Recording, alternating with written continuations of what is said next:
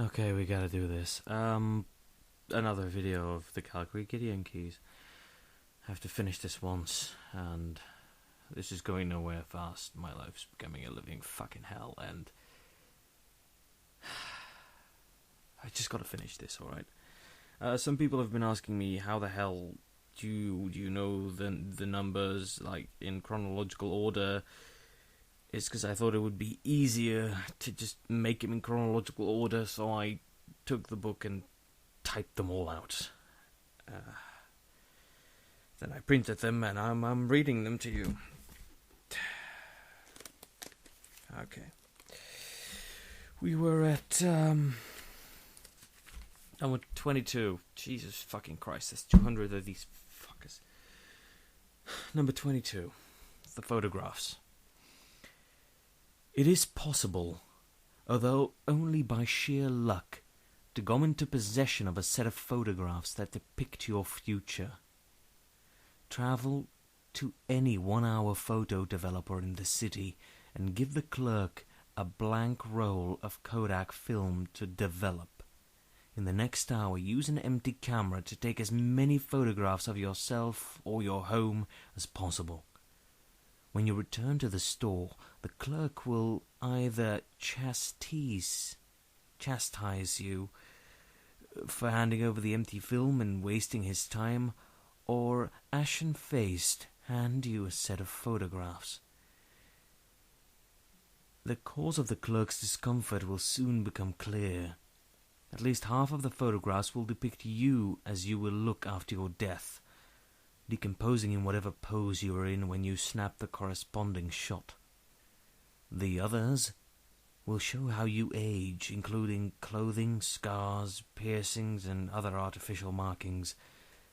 The background will be wherever you shot the pictures with your empty camera. But in each shot, the background will appear to be rendered with a slightly more antiquated photo process, working back from crystal clarity to sepia. The reason I sometimes can't read things is because I couldn't read the original, so I had to make something up that would fit in the context. Okay, 23. The television channel. If you steal cable in Cranston, a planned community in the southeast, you will find that rather than being blank and vacant... A train. We have a train now. Because I can't close my window anymore. It is closed now.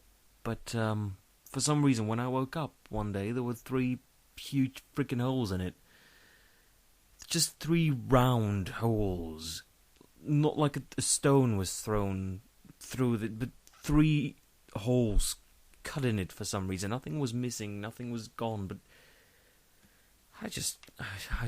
I pasted them shut with some duct tape, but you can still hear the train. Sorry, I'm wandering.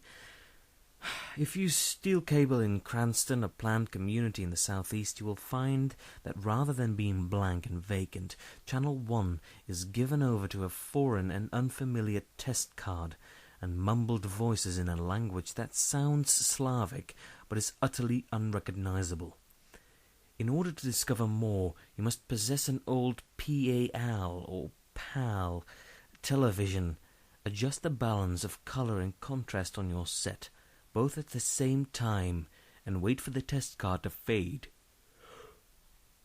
Sorry, it's 5 o'clock in the morning. Once you strike the right balance, the test card will be replaced by an image of a man sitting behind a desk. Though he and his companion will seem to be aware that you are watching them, they will never address you directly. Never watch this channel anywhere secure or safe, as it offers another avenue of entry. Watch the channel until the scene cuts away from the 2 men and into a series of grotesque clips no longer than 3 seconds in length. They are not all original. Records kept by Eddie Decay, I don't know who that is, indicate that at least 60 of the 143 clips are sampled from various films and snuff tapes. The surreal and visceral imagery will burn itself onto your brain indelibly. But you will find in the morning that with it has come a master's knowledge of the fine art of mutilation and torture. This must be used sparingly, for the knowledge that brought with it a great pleasure at its exercise. You will, however, always be able to recognize their handiwork, even if you will find yourself admiring it. Yeah, I made a note with this. This was all written in a green ballpoint pen. It was not much written as scratched into the page, and some words were scratched out, and sentences were rehashed together, so that's why maybe the parts don't make sense. The next part was written on a page that had an image of a remote on it. It looks like a universal remote, and it's titled 24, the remote. There is a remote control that is sometimes found in pawn shops, hotel rooms, second-hand electronics stores, and the like. It is small, about 3 inches by an inch, old, and the buttons are made of metal. The remote control that's on the page itself doesn't look anything like the remote control described in this thing. They are also unmarked. The remote works on any television set regardless of age or brand, but all the television shows are strange and dated.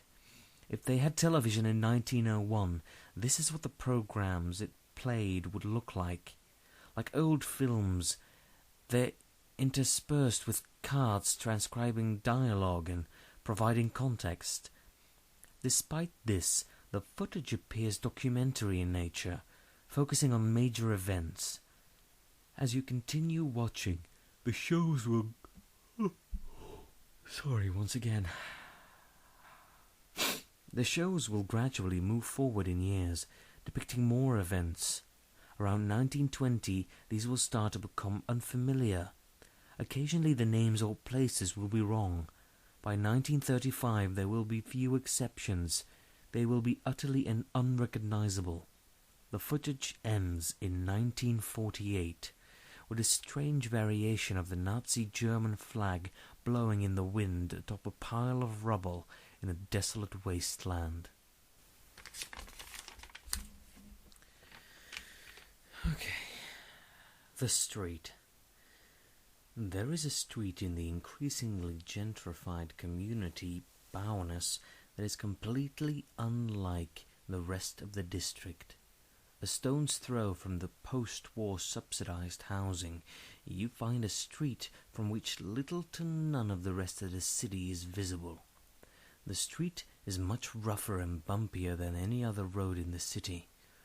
While the city acknowledges the road exists, they classify it as a country lane, despite the fact that the rest of the district is zoned as inner city. The street's potholes make driving treacherous, so park your car at the mouth of the street and walk. While the rest of Bowness is mostly made of old working-class homes, this street is home to some of the largest, nicest houses in the city. All of them are at least 30 years old, and none of them are cookie-cutter McMansions. The street itself is rural, with old-fashioned wooden power lines and lots of trees. It's like something Norman Rockwell would have painted. But don't let your guard down for a second. At the end of the street you'll discover a cul-de-sac made up of slightly newer, cheaper houses. Until early last year, at any one time, one of the houses would be uninhabited other than a dead body of a student from the nearby Bowness High in the garage, and a trio of silent, shell-shocked looking men. The bodies were sacrificed to the men were the ghosts of the soldiers who were given lots on the street by the government after winning the First World War. Until the sacrifices were disrupted by the CVS, they ensured the city's prosperity and the streets' seclusion. That's just weird. Well, here's the rub, actually. The next number isn't 26. The next number is 34, called the Red Room. The other numbers that were scattered around the book, 26, 27, 28, till 33, they were all blacked out in marker. They were there, all titles and stuff, but they were probably written by the same person. Because I could see some letters jump through the blackness, but the other parts were, well, literally markered out. So the next video will start with the Red Room, I guess. Hey, I'm on to 34 already. This will end soon enough.